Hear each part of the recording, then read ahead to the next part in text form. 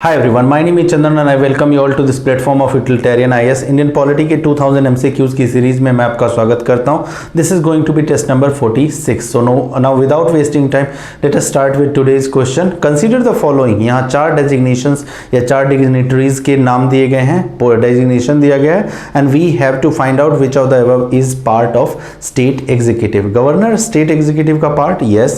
Chief Minister of course, Council of Minister and Advocate General. ठीक है. Similarly central level पे भी you have president, vice president, council of minister, prime minister and attorney general. So all these are part of state executive. So all of above is going to be the answer, that is D.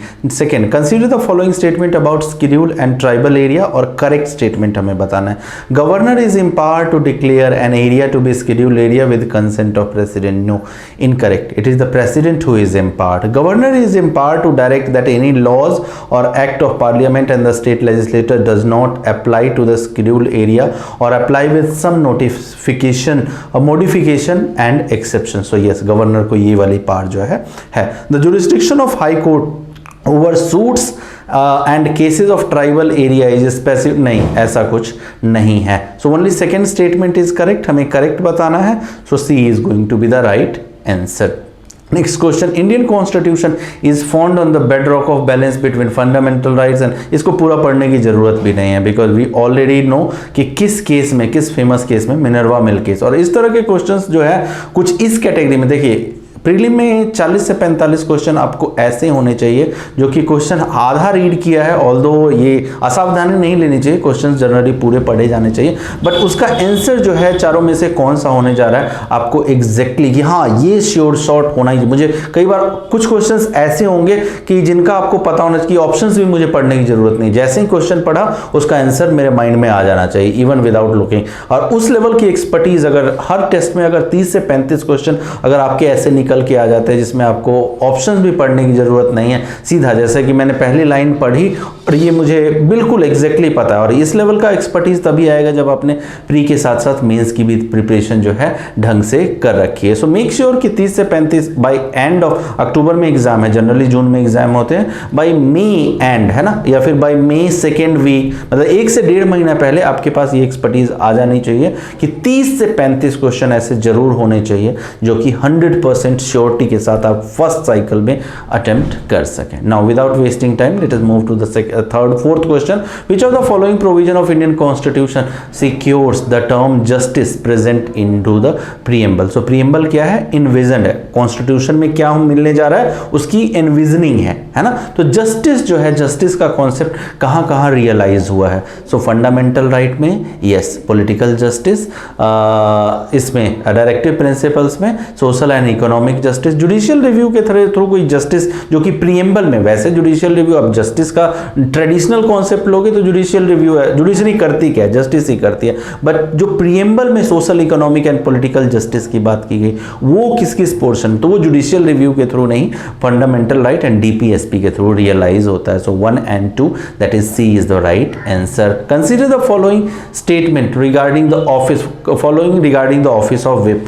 Correct बताना है. The office of whip is mentioned into the parliamentary statute. नहीं, sorry, answer पहले ही आपका reflect. He is appointed by the speaker. No, ये question repeated actually question है. He is not appointed by the speaker but by the leader of their respective party, है ना. सो दोनों statement आपके गलत है, कोई करेक्ट नहीं है, and hence neither 1 nor 2.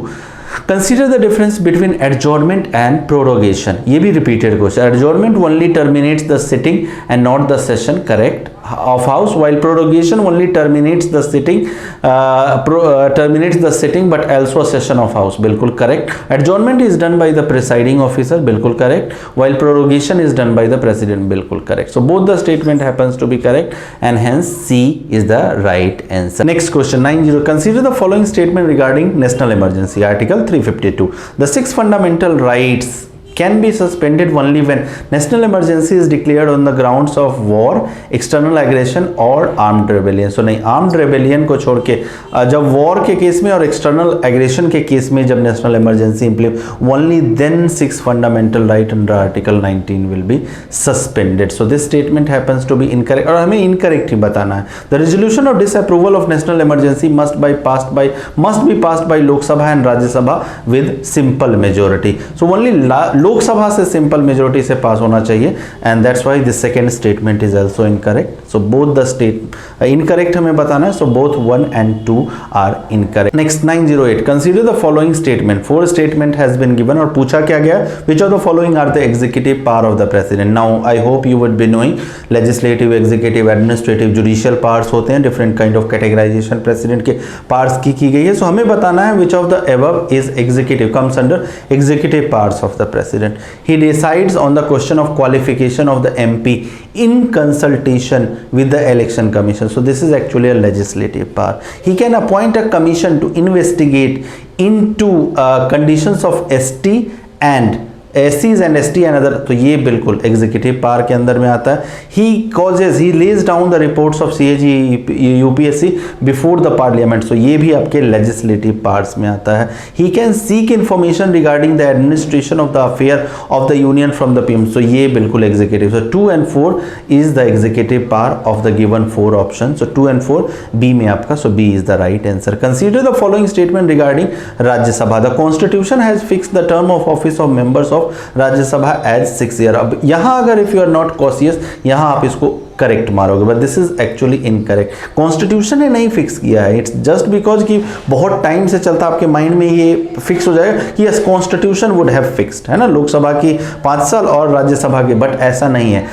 Constitution ने पार्लियामेंट को ये पावर दिया था कि hey parliament you please decide कि राज्यसभा का टर्म जो है, और through representation of peoples act 1951 it was decided कि राज्यसभा का जो टर्म होगा वो 6। So act has decided and not the constitution. According to constitution, so ये स्टेटमेंट आपका इनकरेक्ट हो जाता है। According to the constitution one must be a member of scheduled caste और scheduled tribe if he she wants to contest a seat reserve for them. अब यहां भी फंसाने वाला काम है, यहां भी आपको लगेगा कि ये स्टेटमेंट बिल्कुल सही है, बट सी ये प्रोविजन सही है कि भाई अगर रिजर्व सीट से अगर कोई खड़ा होना चाहता है, रिजर्व सीट अगर एससी के लिए रिजर्व है, तो बंदा जो है कैंडिडेट जो है ही और she must be from SC, similar for ST, but this is again not written into the constitution.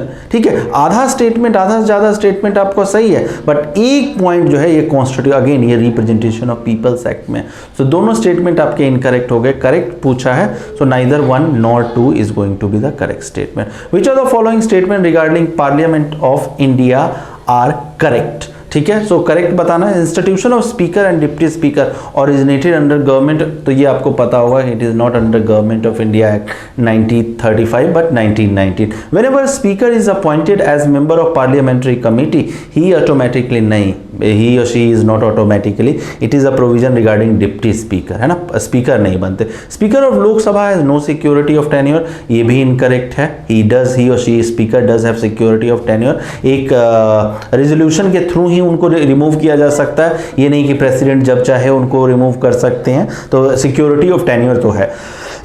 Sorry, vice president can not vote in the resolution for his removal, तो ये बिल्कुल correct है, and hence D correct ही हमसे पूछा गया है, तो D is the right answer. Which of the following words are mentioned in the preamble of Indian Constitution? Expression, belief, unity and integrity, opportunity. So ये सभी के सभी वर्ड, अगर preamble आपको by heart याद है तो आपको पता होगा, ये सभी के सभी वर्ड जो हैं कहीं ना कहीं mentioned है into the preamble, and hence D is the right answer. Consider the following statement about fundamental rights. 3 statement has been given और correct बताना है। The fundamental rights are meant to promoting the ideals of social and economic democracy, तो बिल्कुल ये गलत statement है आपका। Social और economic justice, ideals of social economic justice is being promoted by DPSP, ये फंडामेंटल राइट्स क्या कहता है, पॉलिटिकल डेमोक्रेसी को, सो ये बिल्कुल गलत स्टेटमेंट है, हमें करेक्ट बताना है। तो ये एलिमिनेट हो गया, ये एलिमिनेट हो गया, ठीक है, दोनों में है, 2 दोनों, तो 3 पे डिपेंड करता है कि 3 सही है या नहीं। The aim at establishing government of men, ऐसा बिल्कुल भी नहीं, फंडामेंटल राइट्स का ऐसा कोई गोल नहीं है कि the aim to establishing government, ये तो बिल्कुल मतलब यूजलेस स्टेटमेंट है। So only 2 only is going to be the correct statement, and hence A is going to be the right answer. Consider the following statements, correct बताना है। The legislative assembly can only discuss on the states के बारे में, है ना, the legislative assembly can only discuss the on the demand for grant and it is not authorize to vote, नहीं भाई, legislative assembly is the lower house and like Lok Sabha it can vote on the demand of grant as well, it can discuss as well as vote, ठीक है, तो ये incorrect incorrect. The legislative assembly can participate in the election of vice president. So नहीं, vice president के election में जो है state legislative assemblies का कोई काम नहीं है, जस्ट बोथ हाउसेज लोकसभा और राज्यसभा बैठती हैं. तो ये भी इनकरेक्ट है. हमें करेक्ट बताना है. So neither 1 nor 2, that is D is going to be the right answer. The tenure of Rajya Sabha which is 6 year has been fixed by. So आपको अभी पहले बताया है कि it is not by the constitution. तो article 82 British नहीं, president नहीं, parliament through और लेजिस्लेशन, बिकॉज ये पावर जो है पार्लियामेंट को दी गई. The union executive does not consist of. तो प्रेसिडेंट यूनियन एग्जीक्यूटिव का पार्ट है, council of minister, attorney general. Leader of opposition is not part of union executive and hence D is the right answer. Next, in which of the following condition the state legislature is empowered to make laws. ठीक है, तो laws किस condition. सो दो statement है. Prescribing residence as a condition for certain employment और appointment in the state, union territory और local authority. तो state legislature इसके एक आर्टिकल 16 का ये प्रोविजन है ना. सो आर्टिकल 16 के अंदर पार्लियामेंट को एक्चुअली पावर दी गई है और ना कि स्टेट लेजिस्लेचर को, कि पार्लियामेंट डज है पावर कि प्रोविजन ऐसा बना सकते हैं कि भाई ये प्लेस जो है रेजिडेंस को कंडीशन बना सकते हैं एम्प्लॉयमेंट के लिए. So that power belongs to the parliament, not to the state legislature. Restricting or abrogating the principles, just a moment, यहाँ पिंग ज़्यादा आ रहा है. Restricting or abrogating the application of fundamental rights to the member, article 35. तो ये power भी जो है state legislature के पास नहीं दी गई है. ये पावर भी जो है पार्लियामेंट. आप फिर से इस ऑप्शन को पढ़ लेना, आपको समझ में आ जाएगा. आर्टिकल 35 अगर आप लोगों ने पढ़ा हुआ होगा तो आपको पता है कि फंडामेंटल राइट्स में से वो राइट्स जो कि सेल्फ एग्जीक्यूशनरी नहीं है, जिनके एग्जीक्यूशन के लिए सेपरेट लॉ, ऑफेंस क्लियर करने के लिए सेपरेट लॉ, जैसे आर्टिकल 23, 24, आर्टिकल 17, ठीक है, अनटचेबल. तो इनके लिए जो लॉ लाए जाते हैं वो पार्लियामेंट ही फंडामेंटल राइट्स के वायलेशन को डिक्लेयर कर सकती है कि ये वायलेशन और इसकी पनिशमेंट. तो इस पे लॉ जो है वो पार्लियामेंट ही लाएगी, state legislature does not have power. So ये भी आपका गलत है, ये भी गलत है. करेक्ट बताना है. So neither 1 nor 2, that is D.